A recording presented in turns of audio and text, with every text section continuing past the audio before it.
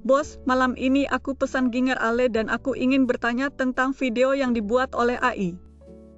Silakan, Sari, apa yang paling membuatmu penasaran malam ini? Katanya sekarang ada alat yang bisa bikin video hanya dari teks dan orang menyebutnya Hollywood di laptop. Istilah itu muncul karena proses yang dulu mahal dan rumit sekarang bisa diringkas dengan alat yang membaca teks lalu menyusun adegan secara otomatis. Aku pernah lihat demo yang menulis satu kalimat lalu keluar video seperti cuplikan film. Itu contoh sistem teks to video yang menggunakan model yang belajar pola dunia seperti gerak kamera, cahaya, dan hubungan sebab akibat.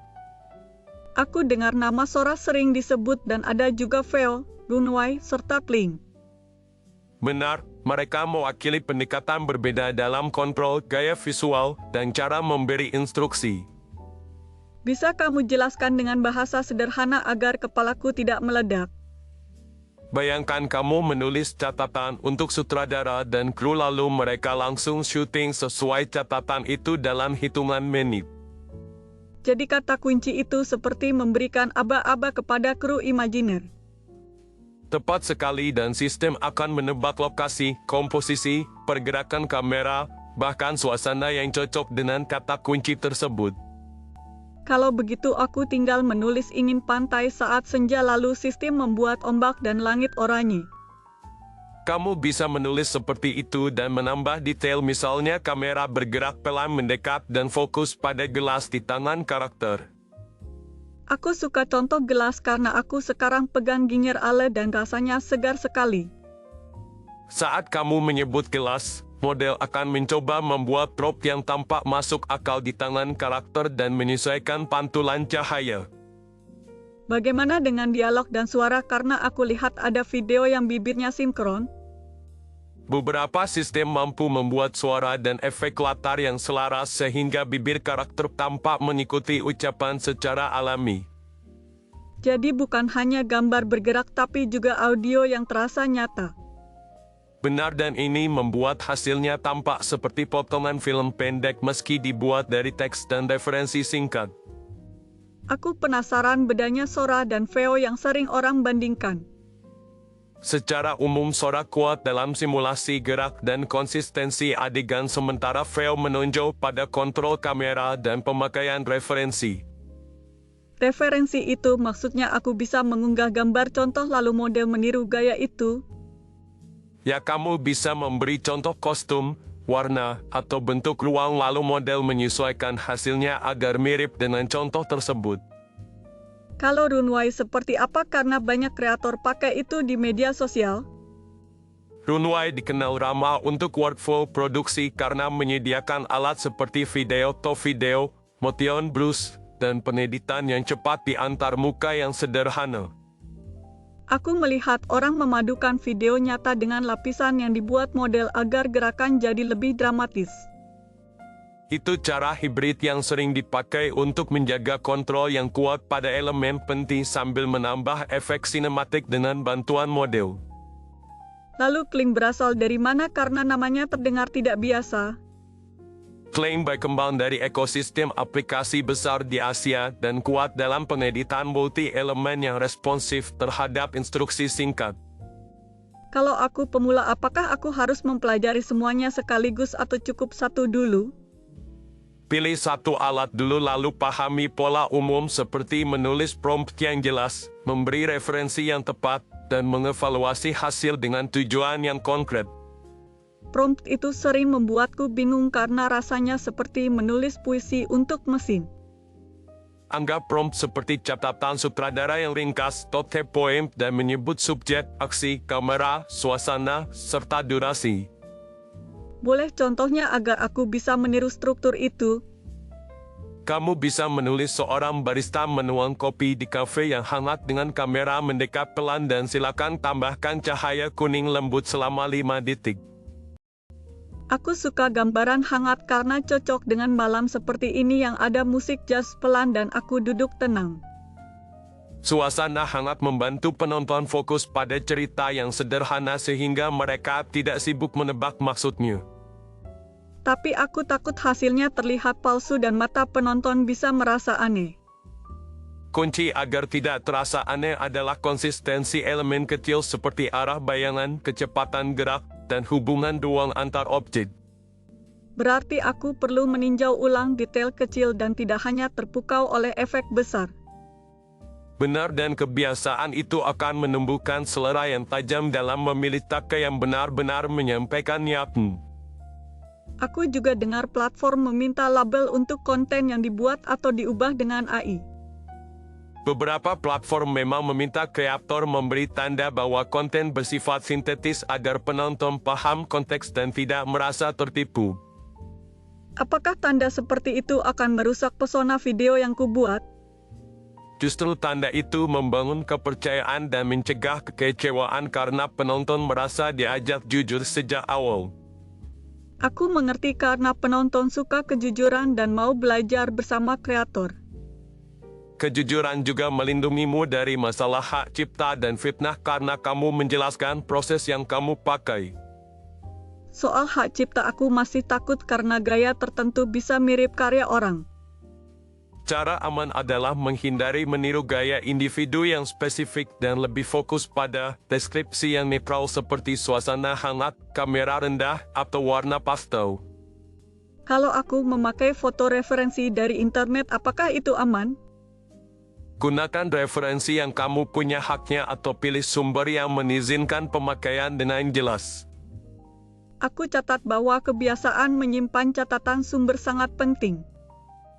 Simpan juga catatan prompt dan versi output yang kamu pakai agar proses bisa diaudit jika perlu. Ada juga istilah watermark dan provenance yang sering disebut orang. Secara sederhana, beberapa sistem menyematkan penanda yang membantu mengidentifikasi bahwa karya dibuat oleh model sehingga alur informasi lebih jelas. Jadi jika video menyebar, orang masih bisa melacak asal produksi digitalnya. Itu tujuannya agar ekosistem lebih sehat dan orang tidak mudah salah paham. Aku ingin tahu dampaknya bagi pekerjaan manusia karena teman-temanku khawatir. Perubahan besar biasanya menggeser peran, bukan menghapus semua peran, dan lahir peran baru seperti prompt director dan quality curator. Quality curator terdengar menarik karena tugasnya menilai hasil model. Benar, dan peran itu menuntut selera, etika, dan penguasaan narasi agar tidak sekadar memilih yang paling mencolok. Kalau sutradara manusia, apakah masih diperlukan ketika model sudah pintar? Sutradara tetap penting karena ia menjaga maksud cerita, ritme emosi, dan konsistensi karakter di sepanjang karya. Berarti teknologi ini seperti kamera baru yang sangat pintar. Tepat sekali, karena kamera yang pintar tetap perlu niat yang jelas dari manusia yang memegangnya. Aku ingin mencoba latihan membuat iklan kopi singkat. Latihan itu bagus karena sederhana, dekat dengan kehidupan, dan mudah dievaluasi oleh penonton. Tujuanku adalah video 15 detik yang membuat orang ingin menyeruput kopi hangat. Kita bisa membuat dua versi, yaitu versi semua dibuat model dan versi hibrid yang mengambil satu shot nyata untuk dasar. Versi semua dibuat model akan cepat tetapi mungkin kurang tekstur nyata. Versi hibrid menambah rasa alami karena ada elemen yang benar-benar direkam lalu disempurnakan oleh model. Bagaimana langkah praktis untuk versi semua dibuat model? Pertama, tulis prompt yang jelas tentang cover kecil dengan cahaya hangat dan fokus pada tetes kopi yang jatuh ke cangkir. Langkah kedua mungkin menentukan gerak kamera agar video terasa lembut. Benar, dan kamu bisa minta kamera mendekat pelan lalu berhenti ketika uap kopi terlihat. Langkah ketiga memilih musik yang ringan agar tidak mengganggu. Pilih musik yang kamu punya haknya lalu sesuaikan tempo dengan gerak yang kamu minta pada model. Bagaimana dengan versi hibrid karena aku punya kamera ponsel? Ambil satu shot nyata ketika kopi dituangkan lalu gunakan video untuk menambah nuansa dan menghaluskan gerak. Apakah aku perlu talent manusia atau cukup tangan yang menuang? Cukup tangan dan cangkir sudah bisa bercerita karena yang kamu jual adalah rasa hangat dan momen kecil yang menenangkan. Aku mulai suka karena ini terasa mungkin untukku yang anggarannya kecil. Itulah keindahannya karena alat ini menurunkan hambatan produksi tanpa mematikan nilai cerita yang jujur. Kalau brand besar memakai alat yang sama, apakah kreator kecil bisa bersaing? Kreator kecil menang di kecepatan eksperimen dan kedekatan dengan penonton sehingga cerita mereka terasa lebih dekat. Apakah ada risiko banjir video yang mirip satu sama lain dan penonton jadi bosan? Risiko itu ada, maka penting bagi kreator menemukan sudut pandang pribadi dan pengalaman hidup yang khas. Sudut pandang pribadi bisa muncul dari kebiasaan harian yang sederhana. Benar, dan pengalaman kecil seperti menunggu hujan reda di halte bisa menjadi cerita yang menyentuh jika kamu merangkainya dengan teliti. Aku ingin memasukkan suara bisikan mesin espresso karena itu selalu membuatku tenang. Kamu bisa menambahkan efek suara yang halus agar tidak bertabrakan dengan narasi yang kamu ucapkan. Untuk narasi, apakah aku perlu menulis naskah singkat agar ritme pas? Tentu, dan buat naskah yang jelas dengan kalimat pendek sehingga penonton mudah mengikuti. Aku ingin memulai dengan kalimat yang sederhana seperti ini: harimu panjang, aku bikinkan kopi. Kalimat itu baik karena hangat dan langsung menyentuh kebutuhan penonton. Apa jebakan yang sering membuat video generatif tampak murahan? Jebakannya adalah terlalu banyak efek yang tidak mendukung pesan sehingga video terasa pamer fitur bukan bercerita. Kalau begitu aku harus membatasi diri dan memilih satu fokus saja. Tepat sekali, dan fokus itu harus terlihat jelas sejak detik pertama. Aku mendengar tentang perbedaan durasi output dan beberapa alat bisa membuat klip yang lebih panjang. Durasi boleh bervariasi, tetapi untuk iklan pendek 15 detik sudah cukup agar energi cerita tetap padat. Kalau untuk cerita pendek yang puitis, apakah 2 menit masih efektif? 2 menit bisa efektif jika struktur jelas dan ada ritme naik turun yang membuat penonton ingin bertahan sampai akhir. Bagaimana menjaga konsistensi karakter jika aku ingin tokoh yang sama muncul di beberapa klip? Gunakan referensi visual yang sama dan deskripsi karakter yang konsisten pada setiap prompt serta cek kembali hasilnya sebelum menyambung klip berikutnya. Apa tanda bahwa konsistensi sudah cukup baik untuk dipublikasikan? Jika penonton awam bisa mengenali tokoh yang sama tanpa kamu jelaskan, maka konsistensi sudah memadai. Aku juga khawatir soal misinformasi karena video bisa terlihat nyata. Itu sebabnya kreator perlu transparan tentang proses dan menghindari membuat adegan yang bisa menipu orang pada isu sensitif. Jadi kita kembali pada etika dan dampak sosial. Betul, dan etika yang sederhana adalah jangan membuat orang salah paham pada hal yang penting bagi keselamatan atau reputasi orang lain. Kalau aku mengajar anak muda, apakah aman memperkenalkan alat ini? Aman jika kamu tekankan penilaian kritis, tanggung jawab, dan batasan kreatif yang menghormati orang lain. Aku ingin menambahkan catatan kecil di akhir video tentang proses dan sumber yang kupakai. Itu bagus karena membangun kepercayaan dan menjadi bahan belajar bagi penonton yang penasaran.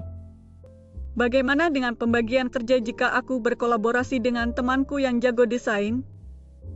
Bagi peran berdasarkan kekuatan masing-masing seperti penulis naskah, pengarah visual, pemuji kualitas, dan pengelola rilis.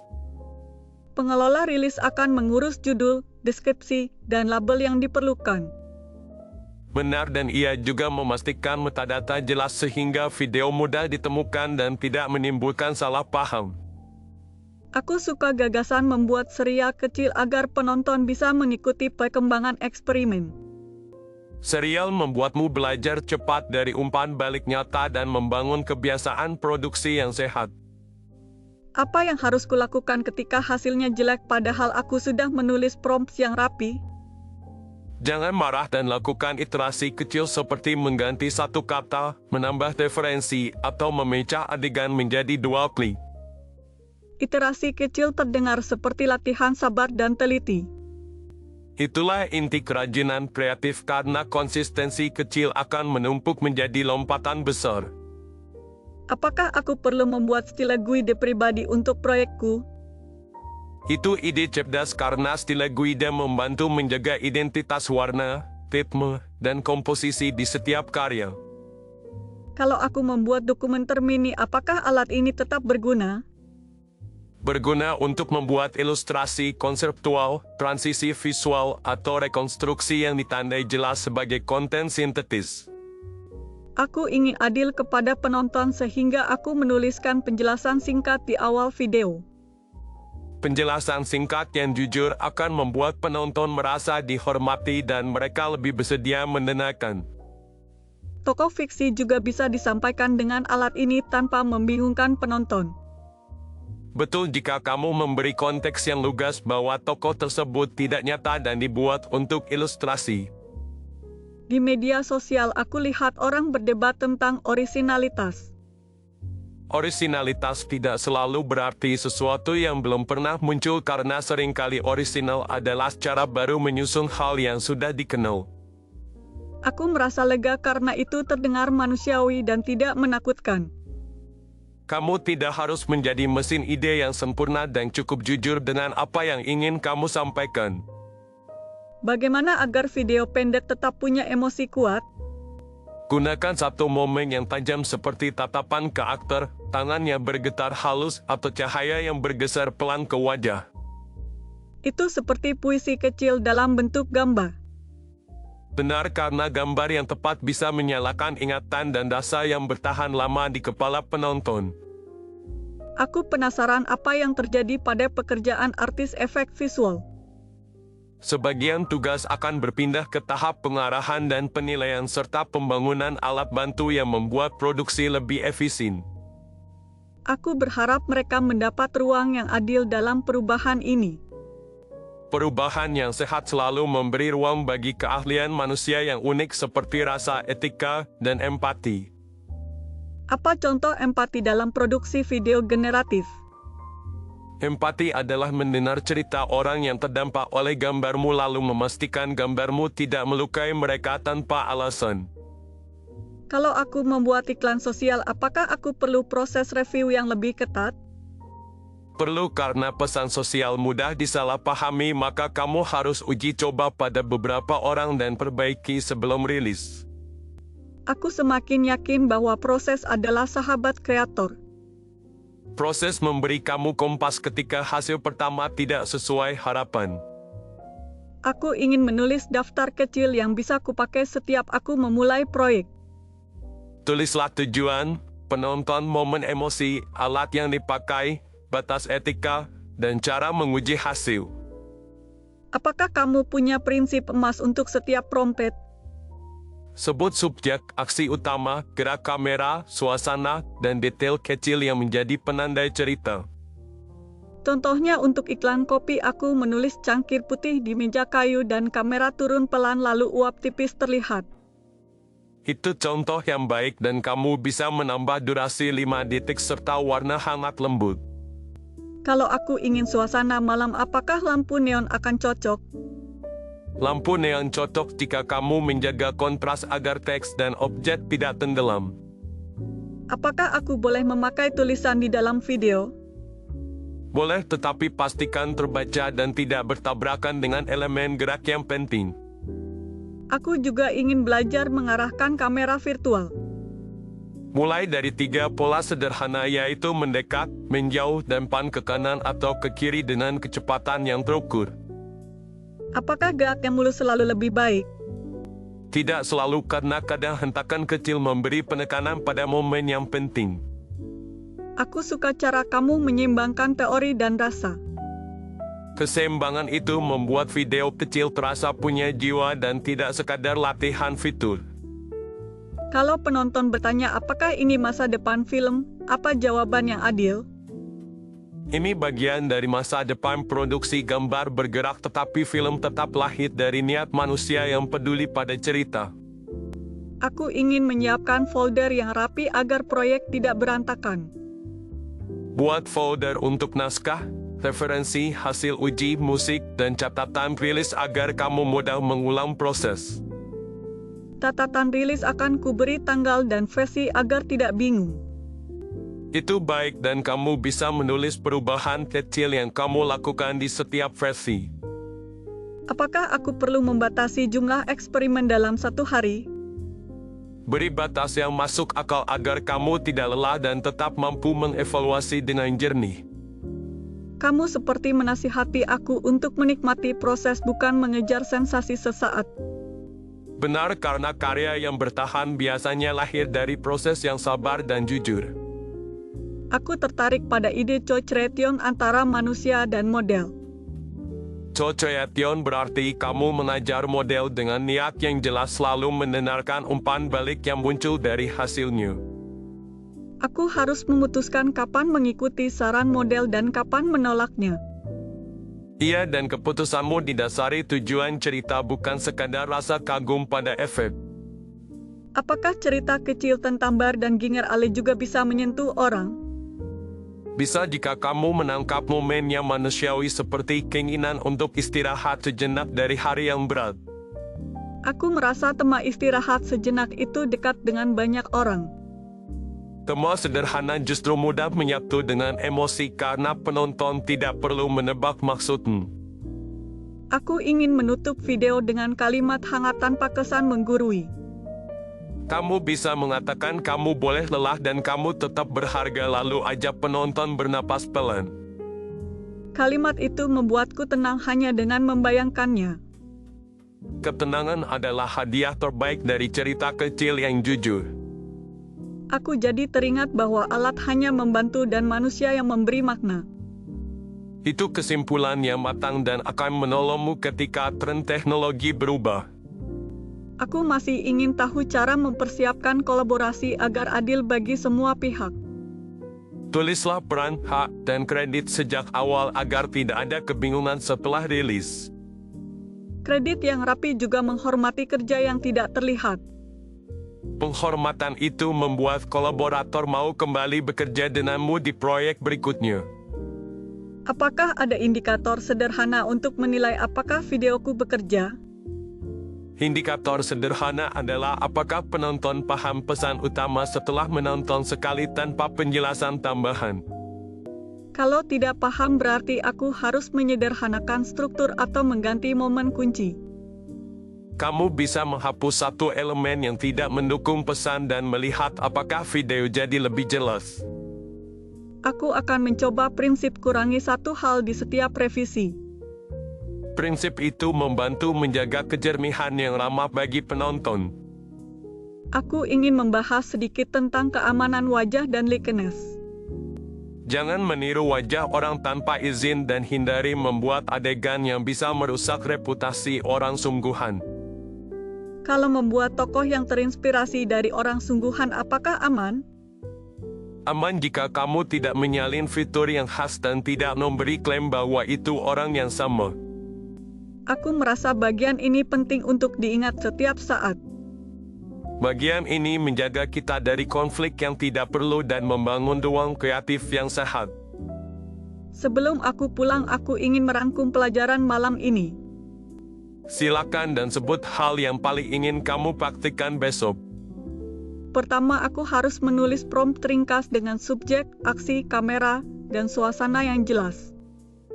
Bagus, dan lanjutkan dengan referensi visual yang rapi agar model tidak menebak terlalu banyak. Kedua, aku harus jujur tentang proses dan memberi label yang sesuai. Itu langkah yang menanam kepercayaan dan membuatmu lebih tenang. Ketiga, aku perlu memilih satu fokus cerita agar emosi penonton tidak buyar. Fokus adalah jangkar yang menjaga video tetap utuh dari awal sampai akhir.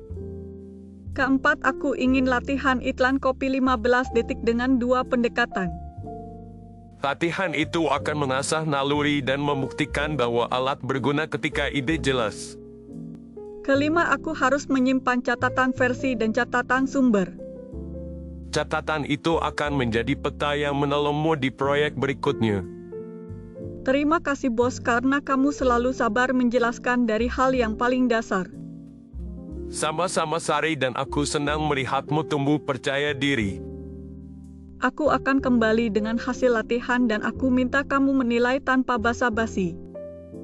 Dengan senang hati, dan aku yakin kamu akan membawa sesuatu yang hangat seperti malam ini. Kalau begitu aku pamit dan aku akan menyelesaikan satu sketsa malam ini. Selamat malam Sari, dan jaga dirimu di jalan pulang. Selamat malam bos, dan terima kasih untuk obrolan yang menyejukkan. Sudah malam juga, aku mau pulang sekarang, tapi tiba-tiba aku ingat dompetku tertinggal di rumah. Karena dompetku ketinggalan, maaf ya, bolehkah kamu mentraktir satu gelas ginger ale untukku? Sejujurnya aku tahu sejak tadi kamu duduk di sebelah dan mendengarkan kami. Kalau obrolan ini sedikit membantu, tolong aku ya. Terima kasih banyak. Dukungan bisa lewat QR di kanan bawah video atau lewat tautan di deskripsi. Sekalian ya, berikan like, tekan tombol subscribe, dan tinggalkan komentar agar kami bisa belajar dari kamu. Di deskripsi juga ada tautan ke karya lain dari seri yang berbeda dan itu juga seru untuk dijelajahi. Terima kasih lagi dan sampai jumpa di malam berikutnya.